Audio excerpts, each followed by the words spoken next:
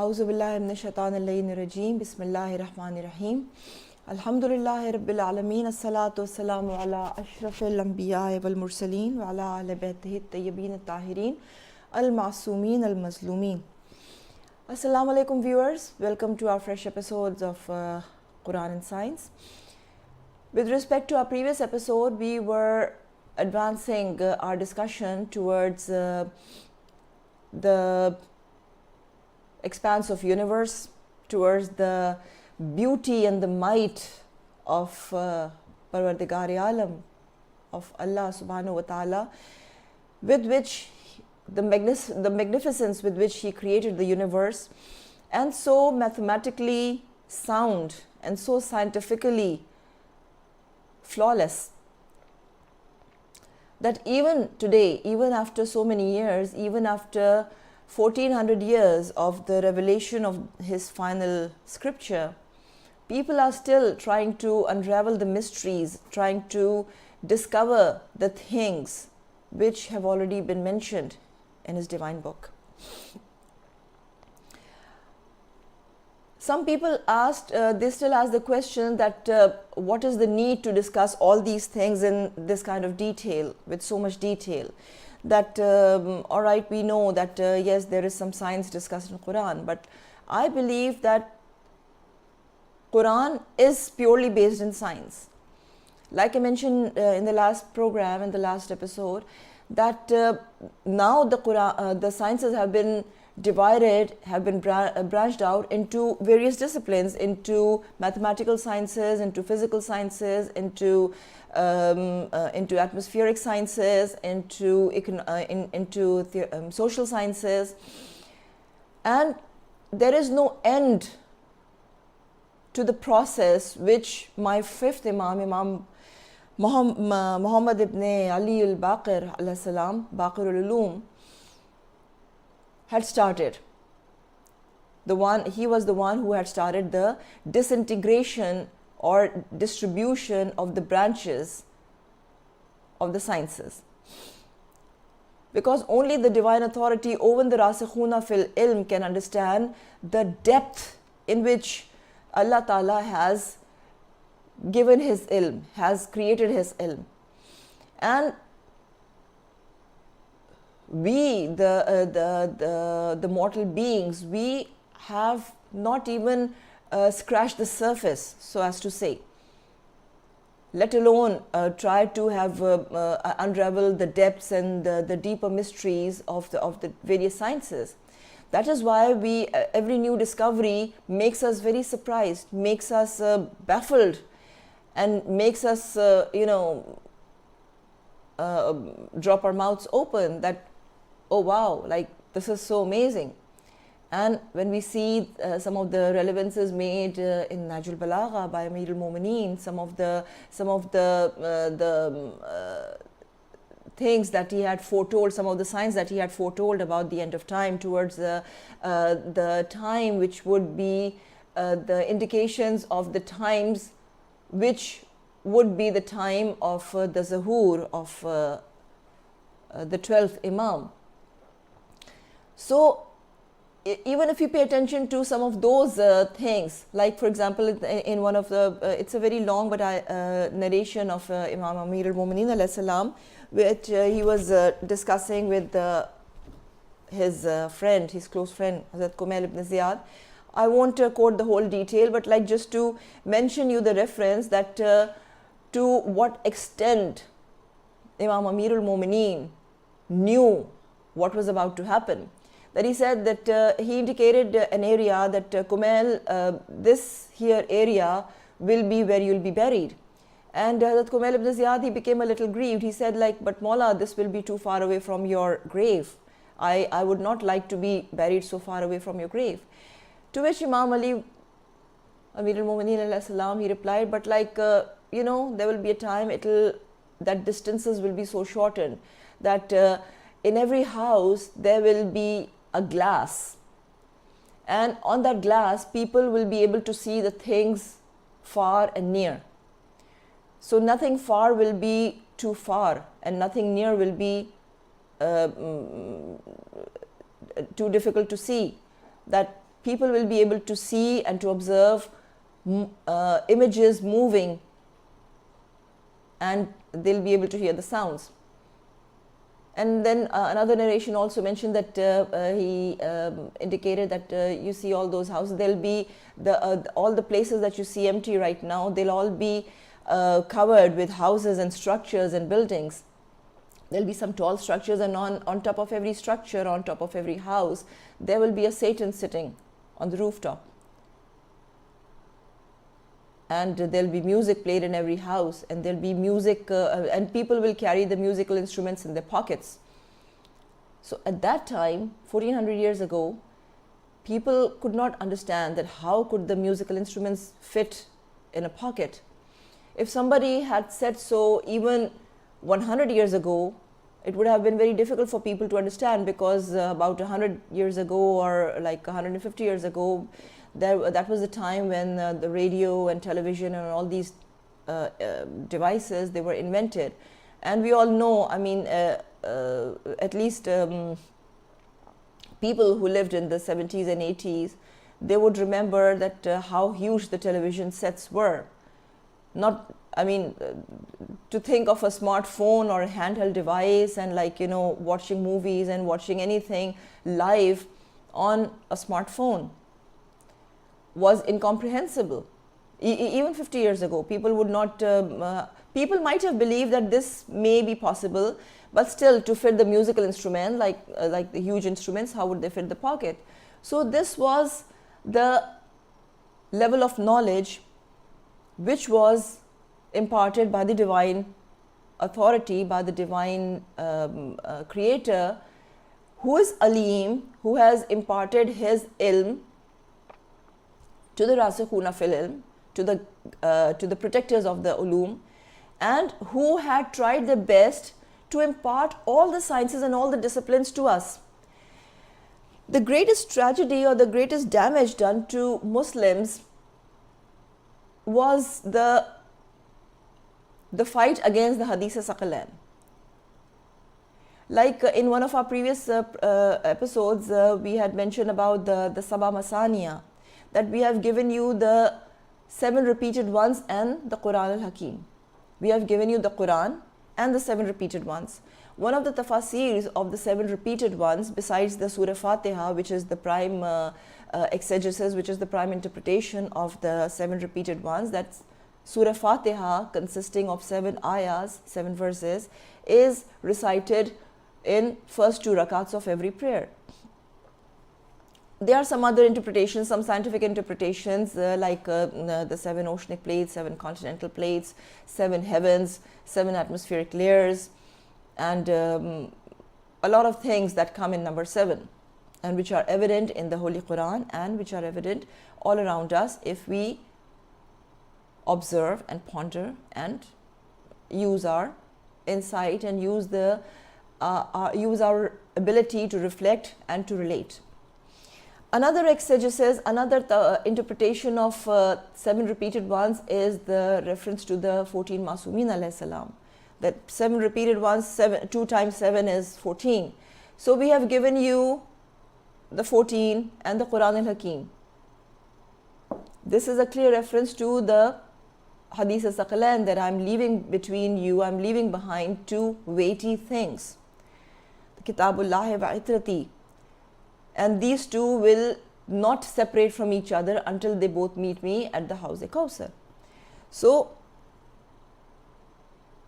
we all know, I don't mean to delve into the history of the political history of Islam and of the events which followed after the Prophet of Islam left this mortal world. But our Aimma Tahirin did not lose a minute, did not lose an opportunity, a single chance of inculcating or mentioning the sciences, inferring the scientific the theories wherever need arises, wherever there was the slightest relevance. We pick up Najul Balagha and we go through the sermons of Amir al-Mu'mineen, and during the political discussions, during the theological discussions, we find as soon as he mentions the might of his creator, the might of Parwardigare-Alam, he starts off describing one of his creatures, describing one of his creations. We see an excellent description of the creation of the universe in Nahj al-Balagha. We see a beautiful description of the creation of the heavens, or the creation of the atmosphere, and how the earth's crust was laid out. The reason to discuss it is to do justice with the Quran, because Quran is not being studied the way it should have been, because Allah Ta'ala subhanahu wa ta'ala complains to us in Surah Rum. The Parwardigare-Alam has in verse 8, Surah Rum, Parwardigare-Alam addresses us that do they not contemplate within themselves? Allah has not created the heavens and the earth and what is between them except in truth and for a specific term, for a specified term. And indeed many of the people in the matter of the meeting with their limits, the Lord, are disbelievers. Meaning the disbelievers gave the toughest time to Rasul Akram for whenever the Maad was mentioned, whenever the end of time was mentioned, whenever the day of judgment was mentioned. And Parwardigare-Alam kept on inviting our attention. Verse 9, Surah Rum again.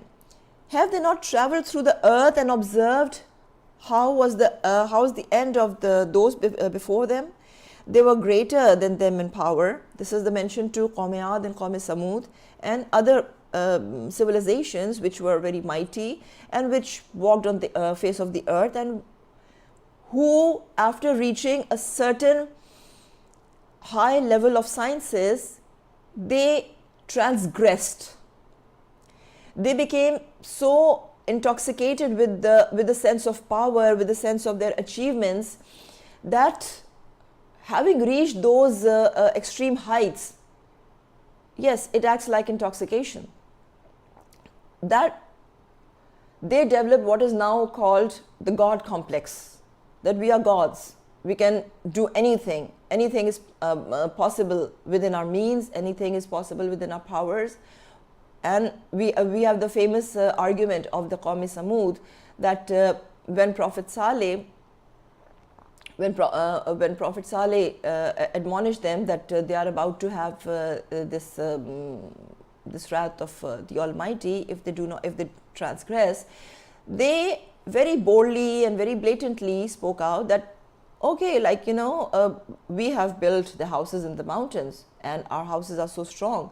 No flood, no hurricane, no storm, no winds, nothing can hurt us, nothing can damage us. They were so buried in the pride of their achievements, and their achievements, like they are wonders even today. And we see the scientific way in which the Almighty took them. The wrath came not in form of a flood, not in form of a storm, not in form of the Bade Sarsar or the Bade Samoom, which still blows in the region. Bade Samoom is the hot dry wind. Bade Sarsar is the cold dry wind, also known as Mistral in Europe. The wrath came in form of a very high frequency sound wave, which is it's called a cry or a chinghar or a loud shrill sound, which blew the brains out. And they fell in their own houses. They did not even get a chance to leave their strong houses, the mighty houses which they were so proud of. They just fell in prostration and died therein. They didn't even have the chance to move out of their rooms. So, and that is science. That is the power of the sound waves. So throughout the Quran, I see nothing but scientific references spread out. Because now people are being amazed, like sometimes these topics interest people, interest the youngsters who look at, who understand, who like to understand the universe, and their interest or their understanding towards the universe becomes richer and deeper, and it leads us to appreciate the making and the creation of the universe by the so-called scientific verses in the Quran. But I have found out references made by some scholars, and I would not call myself a scholar. I mean, like a little effort that I've made, but I found in my research the many references made through the verses which are not even categorized as the scientific verses, which do not discuss any science whatsoever, which do not, and we see very deep scientific inferences in them, such as the theory of relativity, the special the Einstein special relativity theory. Yes, it is discussed in Quran, not in one place, not at one instance, but at several instances, at several places. In fact, Einstein was not satisfied with his work because he needed a proof, and he could not prove his theory. So in search of the proofs of his theory, he was an acclaimed atheist. He was a non-practicing Jew by birth. I mean, by birth he was a Jew. He belonged to a Jewish family, but he was a non-observant Jew. And his friends and acquaintances, they all knew him as an atheist, because like many scientists we see, that towards the end of the research, when they reach the apex of their research, of their theories, they discover God through their sciences, through their reflections, and through the philosophies of the universe. In one of the very earlier episodes, when we were discussing the huruf and the invention of the languages, the numbers and letters, I had once mentioned about some of the earliest Muslim mathematicians who were such as Al-Kindi, for example. Al-Kindi was one of the greatest mathematicians of his time. He was the student of the seventh Imam. And he was actually, in his own time, he was not known as mathematician. Now the modern science, the modern ages know him, or they call him the mathematician. But he was basically a philosopher and theologian. And he used mathematical inferences, he used the mathematics to prove Tawheed, to prove the oneness of the Almighty. So today we see that philosophy has been taken from our courses, from our curriculums. We don't see any philosophy studied or taught at any level of our academic lives. In fact, generally philosophy is either considered a very tough and dry subject and only specified for certain nerds who have no interest in some other more interesting disciplines apparently, or in our part of the world, like generally in Indo-Pak subcontinent, we grew up listening, okay, he's a philosopher, so I mean he must be an absent-minded person, he must be always lost and engrossed in thoughts, kind of ridicule. But it is the philosophy which brings us closer to the Almighty, which makes us easier to understand the mysteries of the Quran, the invitation of the Almighty. It helps us accept that invitation and to dare take steps towards understanding what our Creator is trying to tell us in the Quran. We all read Quran, but basically just as an Arabic text, without paying any attention, without stopping to take a look, take a deeper look, and take an understanding.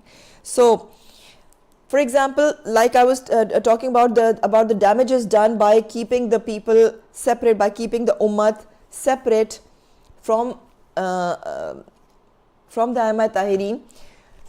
Two things were done basically. First, in the beginning we see a lot of war and turmoil and violence up till the fourth Imam. From fifth Imam onwards, and sixth Imam, who got some time frame, who got some relatively peaceful time to propagate sciences, to propagate the various discipline, and to open up their schools. But after that, we see that again there was a very hard clench over the Aimma Tahirin from 7th Imam, and in the 8th Imam time especially. For example, Mamun was a very great scholar himself, and he was an avid debater himself, and he was very, very deeply interested in the scientific disciplines, and he was a very learned scholar himself, well versed in many disciplines. His focus was to hold debates and discussions, mainly manaziras, and they basically started out as the debates and arguments on theology in order to prove them wrong.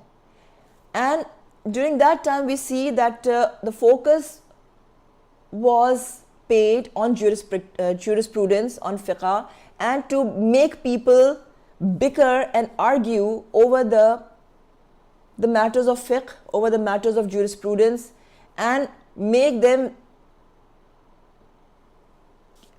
at war against with each other, always arguing with each other about one thing or the other.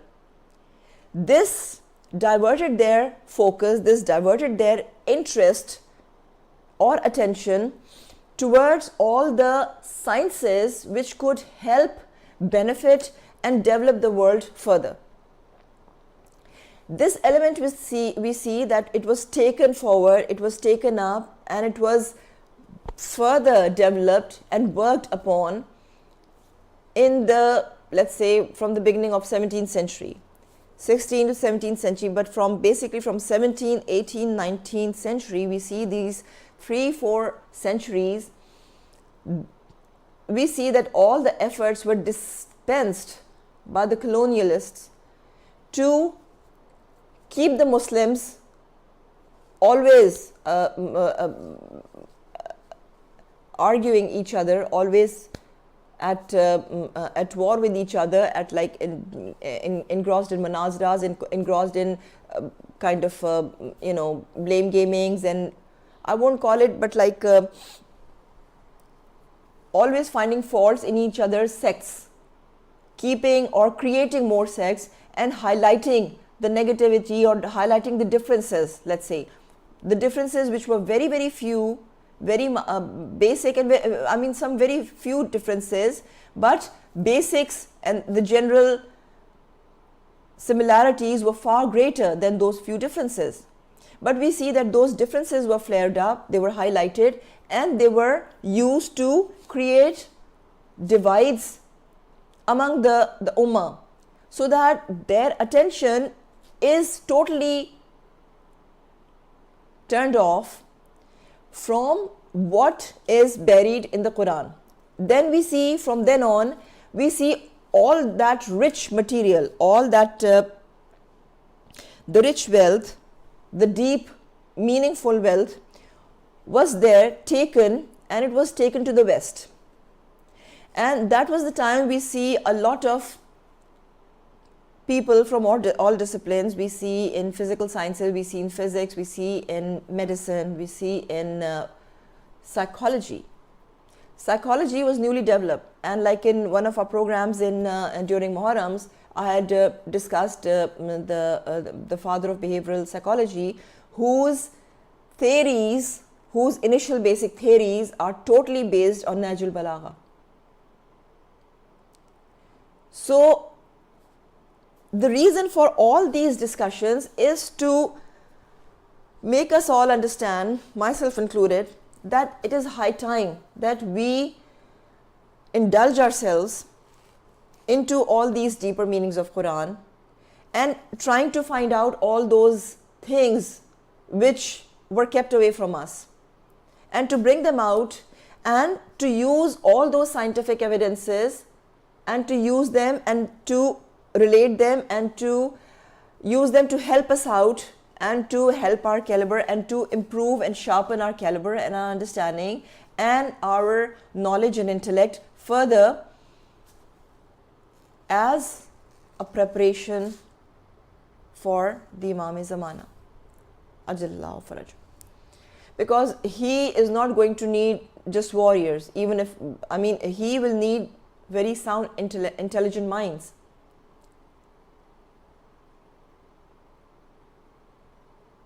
He will need people who are very well versed in the latest sciences, in the latest and modern sciences. Because whatever the time it will be, we do not know when the time is. But even today we see that all wars are being fought with the help of technology. Whether you call it social media, whether you call it the disinformation coming in different form, even Photoshop, what is that? That is technology. It's all based in technology. All political and financial and economic wars today are being played with the help of technology.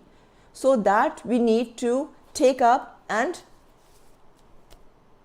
use and put to use and to delve deeper and deeper into it. So whatever damage was done earlier, let's put an end to that damage and to bridge the gap which was created at whatever period of time, roughly 500 to 600 years ago, or from the very day our Rasul left this world. So again, like in Mamun's time, the focus was to try to find faults, or to try to corner Mazallah, the Aima Tahirin, that he won't be able to speak on these matters.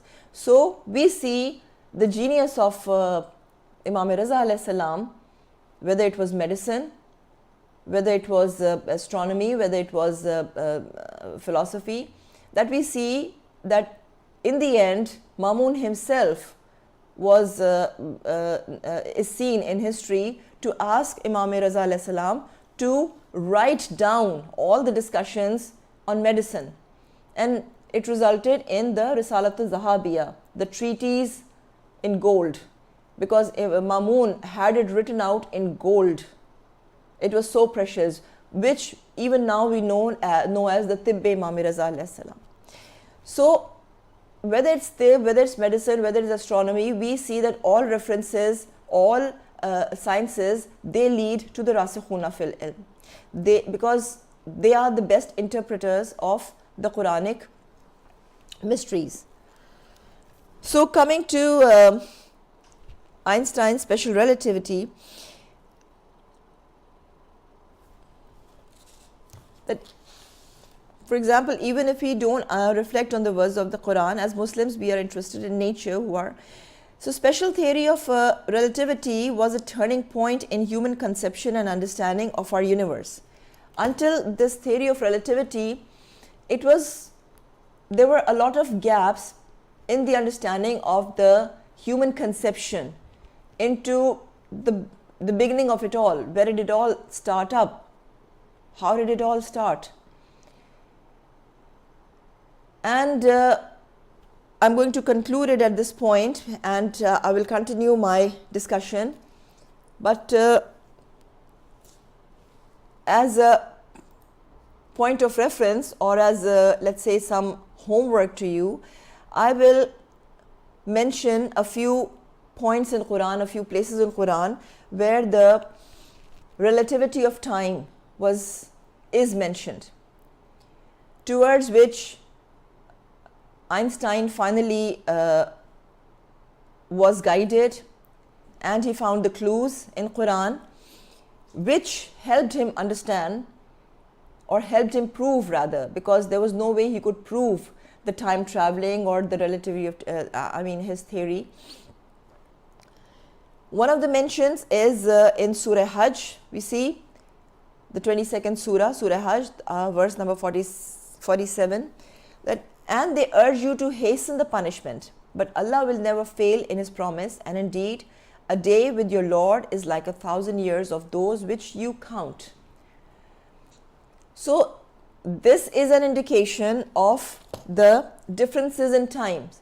Like in our previous programs, I mentioned that we usually refer or relate the time with respect to the earth times, with respect to the day, with respect to the minutes, hours, days, weeks and years on earth.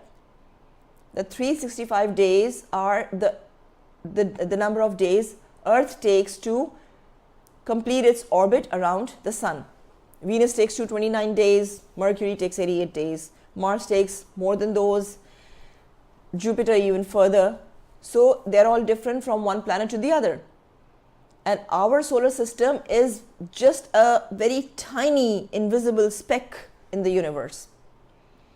So our time does not matter. Another reference to time, we see that the ayah of Sittat al-Ayyam, that the God created the universe. Allah subhanahu wa ta'ala created this universe in 6 days. 6 days, again, many people mistake it for the 6 days of the earth. No, they are 6 eras. Ayyam is interpreted as eras, or any specific stretch or period of time. It could be of any number of years. It's not exactly 6 earth days. It's 6 eras, or 6 levels in time, stages of time, in 6 stages rather. Then now it has been proven by scientists like Carl Sagan, who explained it in great detail, that how the time on earth is so slow than the time in space, which is traveling at light speed, that if a person leaves the earth at a very high speed and just creates at the speed of light and completes one round in the interstellar space and comes back, he would have spent just a few minutes. For him, it will be just a few minutes. But when he'll come back on earth, he would have had spent 8 years. He proved this with a very, very cute story about 2 brothers, that the older brother, he left on a scooter and he left the earth, and he completed one round in the interstellar space, and he came back on his very fast scooter. And when he came back, his younger brother, his 5-year-old brother that he left behind, he was an old man of 85 years. On earth, it was 80 years. This is explained in another verse.